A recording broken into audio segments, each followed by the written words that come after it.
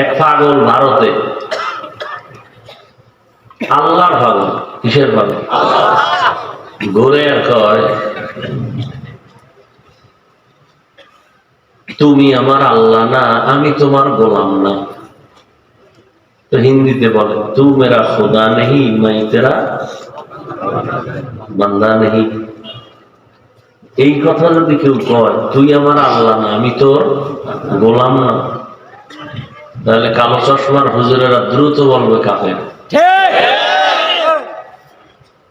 একজনে তো ধৈর্যই ফেলাইছে, এই তুমি এটা কি কর, তুমি না আল্লাহর পাগল? কখন আল্লাহরই পাগল। দুনিয়াতে তো সবাই ভালো, পাগল ছাড়া কোনো মানুষ নেই। কেউ টাকার পাগল, কেউ বাড়ির পাগল, কেউ গাড়ির পাগল, কেউ নারীর পাগল, ঠিক নেই?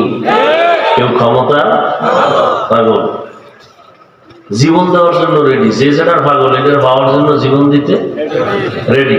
যে ক্ষমতা চায় সে ক্ষমতার জন্য জীবন দিবে, দেয়নি? যারা আল্লাহর পাগল সব পাগল, কেউ দুনিয়ার পাগল, কেউ আখেরাতের পাগল। তুমি যে বলো তুই মোর খোদা না, আমি তোর বান্দা না, তাহলে ঠিকই তো। এটা তো চূড়ান্ত আল্লাহর মহব্বতের একটা কথা।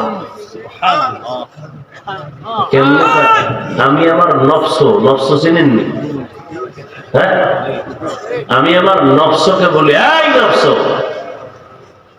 যেই নফসের তাড়নায় পড়ে, ওয়াসওয়াসায় পড়ে মানুষ চূড়ান্ত খারাপ হয়ে যায়, পথভ্রষ্ট হয়ে যায়, গুনাহগার হয়ে যায়, এই নফসকে বলে এই নফস, আমি তো বান্দা না, তুই মোর খোদা না। বড় কঠিন জিনিস। এই জন্য একজন কথা বলছে কেনায়াতান, ইশারাতান, স্পষ্ট না, ফতোয়া দেওয়া যাবে না। তার থেকে আগে জানতে হবে সে কি বুঝাইতে চাইছে। এই উসুল, এই মূলনীতি না জানার কারণে অনেকে বড় বড় বুজুর্গদের বিরুদ্ধে কলম ধরে, জবান খুলে বেয়াদবিমূলক আচরণ করে। আল্লাহ হেদায়েত দান করুন।